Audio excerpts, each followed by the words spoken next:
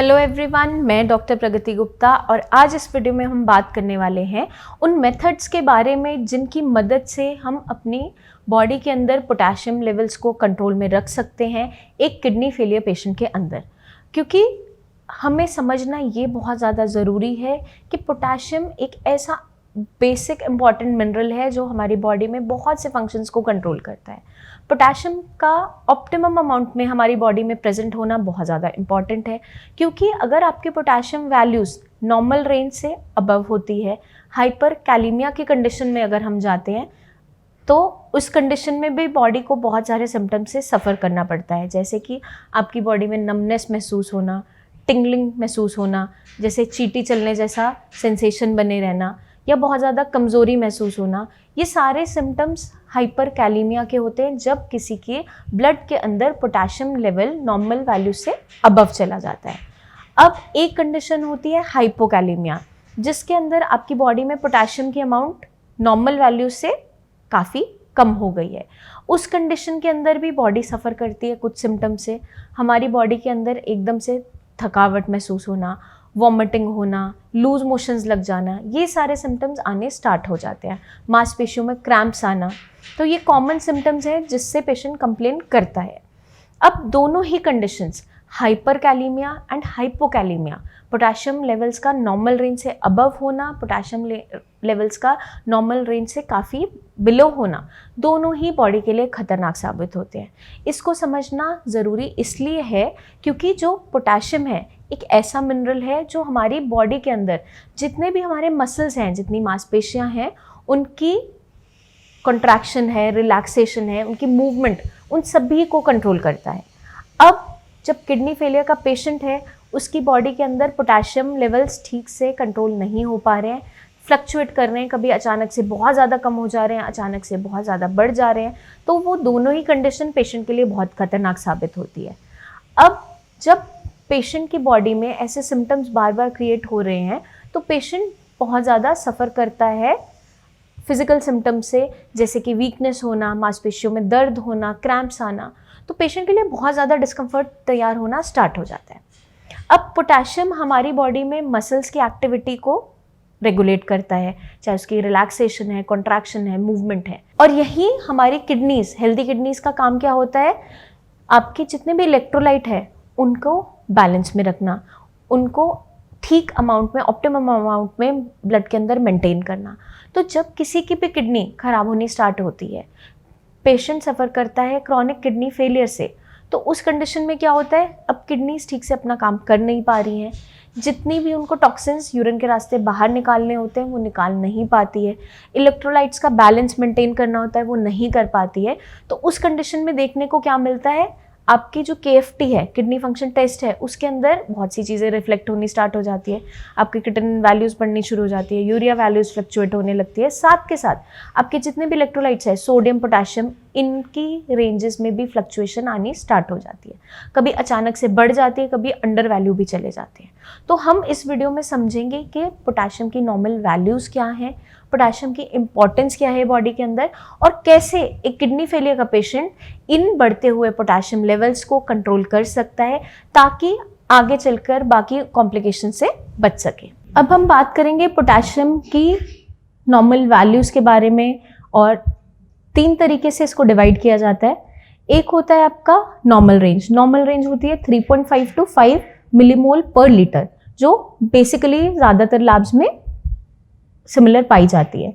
एक आपका आ जाता है कॉशन जोन, जब आपका पोटेशियम लेवल बॉर्डर लाइन पहुंच रहा है, उसका मतलब 5.1 to 6 मिलीमोल पर लीटर जब ऐसा पेशेंट की रिपोर्ट में रिफ्लेक्ट होता है तो हमें इन चीज़ों का बहुत खास ध्यान रखना होता है। पोटेशियम वैल्यूज़ को कंट्रोल लाना इंपॉर्टेंट हो जाता है। एक कंडीशन आती है आपकी जो बहुत ही इमरजेंसी कंडीशन साबित हो सकती है, जिसे हम डेंजर जोन भी कहते हैं। उसमें जब भी आपका पोटेशियम अबव 6 जाता है तो पेशेंट के लिए काफ़ी खतरनाक साबित हो सकता है।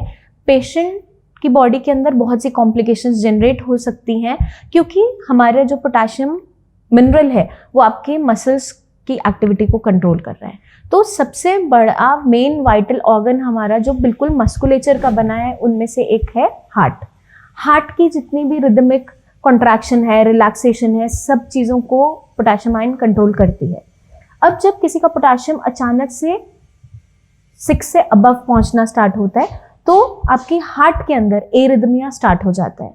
हार्ट की कॉन्ट्रैक्शन, रिलैक्सेशन, मसल्स पे फर्क आना स्टार्ट होता है, जिसकी वजह से कभी कभार पेशेंट को हार्ट अटैक भी आ जाता है। तो पोटाशियम इसलिए बहुत ज़्यादा ज़रूरी मिनरल है जिसको कंट्रोल नॉर्मल रेंज में रखना, ऑप्टिमम अमाउंट में रखना ज़रूरी है किडनी फेलियर पेशेंट के अंदर। क्योंकि किडनी फेलियर पेशेंट के अंदर जब किडनीज ठीक से काम नहीं कर रही है तो जितने भी हमारे इलेक्ट्रोलाइट्स है इनका इम्बैलेंस होना स्टार्ट हो जाता है। तो अभी हमने 3 कैटेगरीज के बारे में बात की, एक नॉर्मल रेंज, एक कॉशन जोन जहाँ पे हमें ध्यान देना स्टार्ट करना ज़रूरी हो जाता है, और एक होता है डेंजर जोन। तीनों कंडीशन के बारे में इंफॉर्मेशन आपको होना इसलिए ज़रूरी है, अगर आप किडनी फेलियर के पेशेंट हैं या आपके कोई भी फैमिली मेंबर इस बीमारी से सफ़र कर रहे हैं तो आपका अवेयर रहना बहुत इंपॉर्टेंट है। क्योंकि एक थोड़ा सा चेंज आपकी रिपोर्ट के अंदर आपकी हेल्थ के लिए बहुत ही खतरनाक साबित हो सकता है, अगर कोई भी ऐसी अचानक से कॉम्प्लिकेशन आती है तो।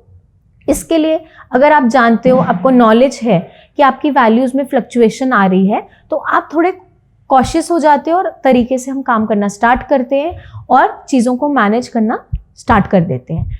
अब जब हमें रेंजेस के बारे में पता है कि किस रेंज पे खतरा हो सकता है, किस पे हमें ध्यान देना है, तो आप अपने रेगुलर रूटीन चेकअप्स करवाते रहिए। एवरी मंथ 15 डेज पे अपना KFT ज़रूर करवाइए। उसके अंदर अपना कंप्लीट KFT करवाना इंपॉर्टेंट है, not only creatinine. Complete KFT के अंदर आपका क्रिएटिनिन, यूरिया, यूरिक एसिड, जितने भी इलेक्ट्रोलाइट्स हैं, sodium, potassium, calcium, phosphorus, chloride, सारे मिनरल्स का प्रेजेंट होना रिपोर्ट के अंदर ज़रूरी है, क्योंकि बहुत सारी चीज़ों को ध्यान में रखते हुए काम किया जाता है। कभी कभार कुछ पेशेंट्स का बहुत कम वैल्यूज, क्रिएटिनिन वैल्यू 3-4 होने पे भी डायलिसिस कर दिया जाता है। क्यों? क्योंकि अचानक से पोटेशियम 6 के अबव पहुंच गया था, मैनेज नहीं हुआ, डायलिसिस करके उसको नीचे लाया गया।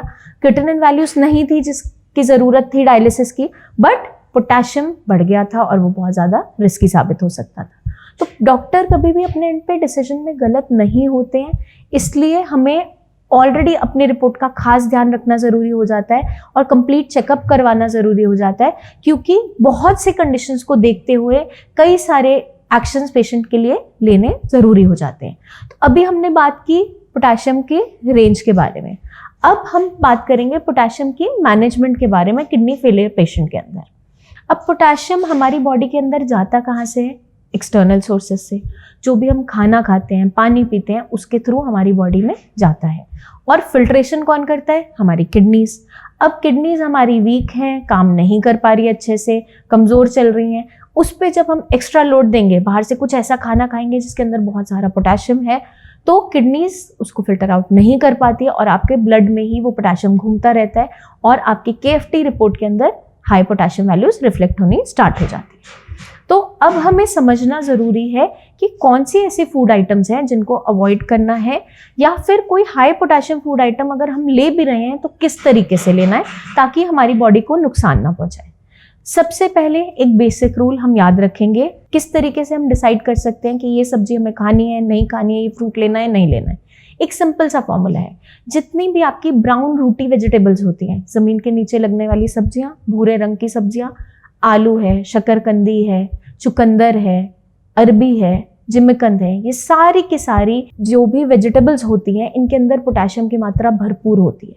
हर एक फूड आइटम में पोटेशियम प्रेजेंट होता है, बस उसकी सर्विंग का फ़र्क होता है। किसी में पोटेशियम की क्वांटिटी ज़्यादा है, किसी में कम है, थोड़ी बहुत सब फूड आइटम्स के अंदर प्रेजेंट रहती ही है।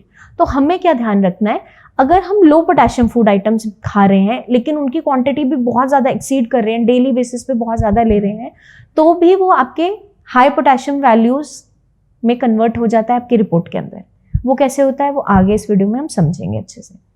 अब जितनी भी हाई पोटेशियम आइटम्स हैं उसके बारे में आपको मैं बता रही हूँ।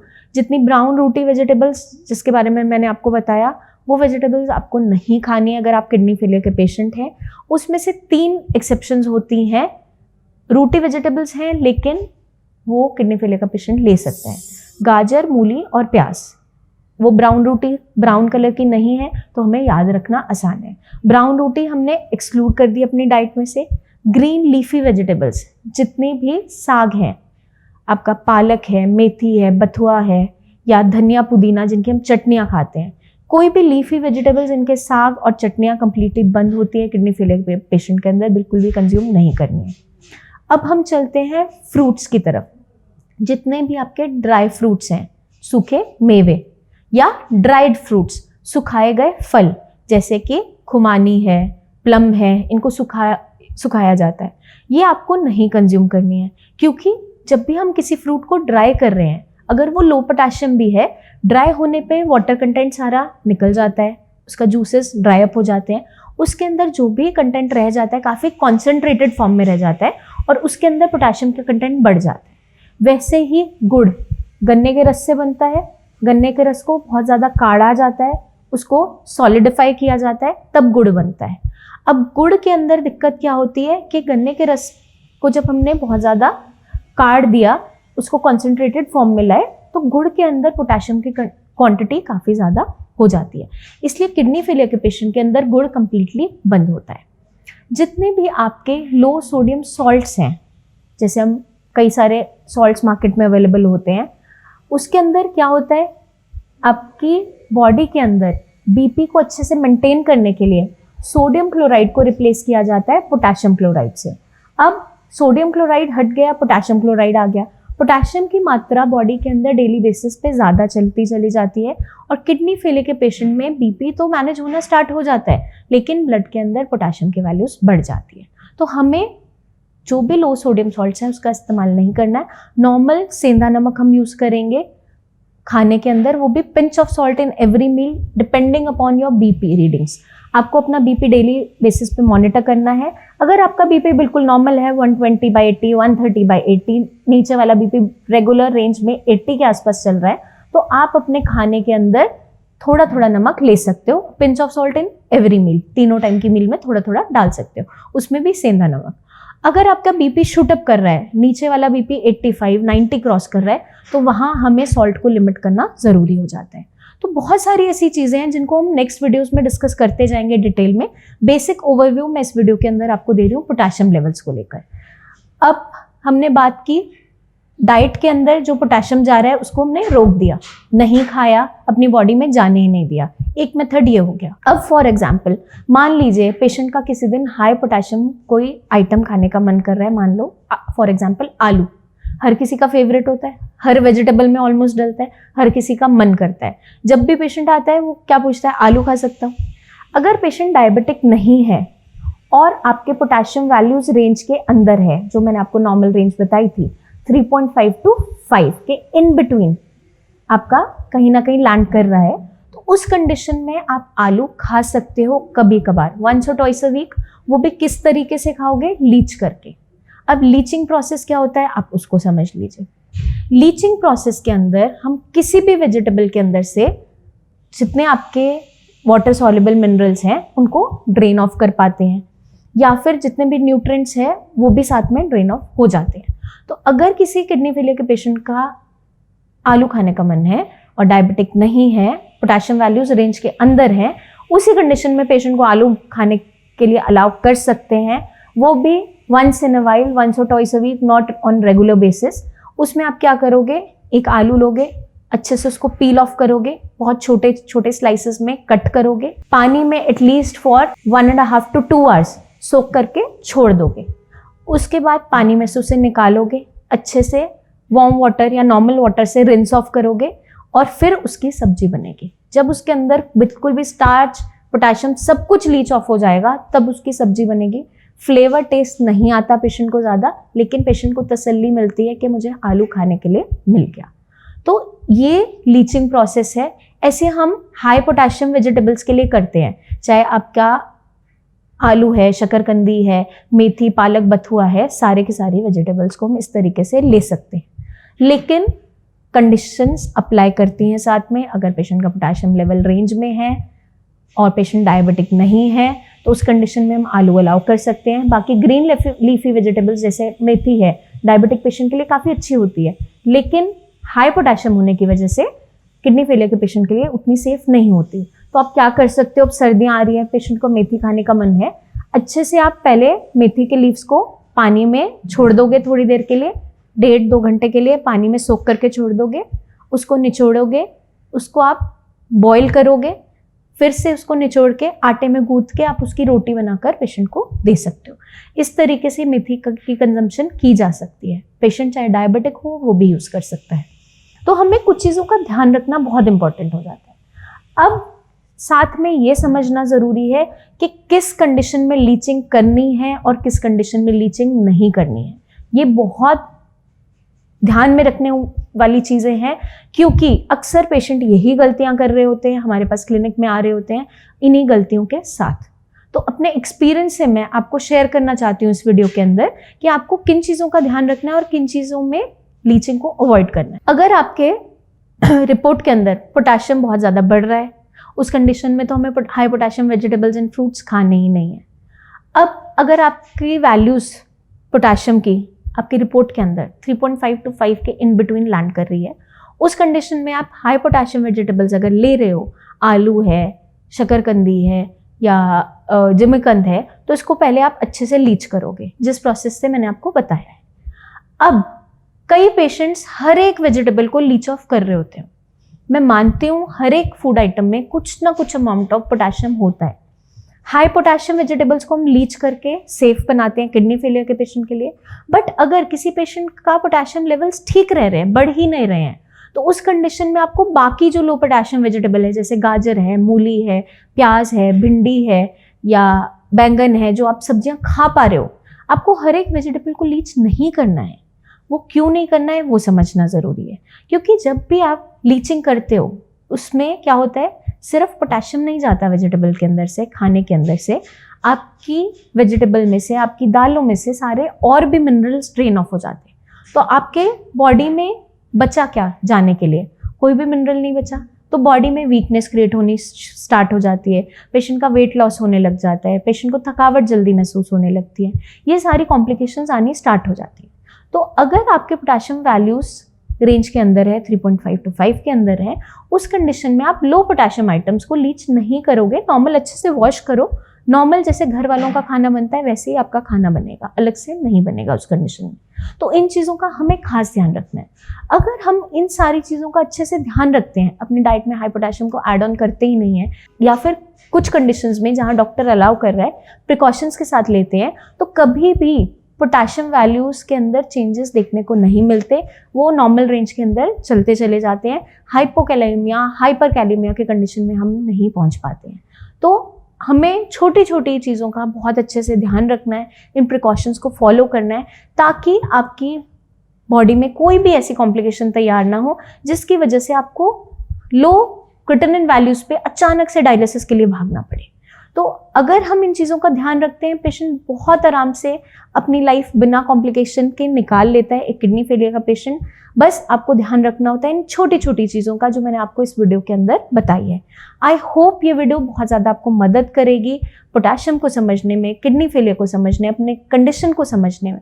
आपके माइंड में फिर भी कोई डाउट्स हो किसी भी चीज़ को लेकर, अपनी किडनी हेल्थ को लेकर, अपनी डाइट को लेकर, अपनी रिपोर्ट्स की वैल्यूज़ को लेकर, तो आप बेझिझक नीचे दिए हुए नंबर्स पर हमें कॉल करके हमारे टीम ऑफ डॉक्टर्स से फ्री ऑफ कंसल्टेशन बात कर सकते हैं। आप मुझसे आकर क्लिनिक में भी मिल सकते हैं, ओपीडी में आप अपॉइंटमेंट ले सकते हैं। अपनी सारी की सारी fresh KFT reports, ultrasound reports, आपकी यूरिन की जो भी रूटीन एग्जामिनेशन हुई है, जितनी भी आपकी ऑलरेडी प्रिस्क्रिप्शन चल रहा है मेडिसिन का, साथ में आप कैरी ज़रूर कीजिए, क्योंकि हमारे पास अगर आपकी छोटी छोटी इन्फॉर्मेशन होगी, छोटी छोटी बारीकी हमारे पास प्रेजेंट होती है, तो आपका इलाज करने में हमें बहुत ज़्यादा ईजी होता है, बहुत ईजीली मैनेज होने लगती है चीज़ें और मदद मिलती है।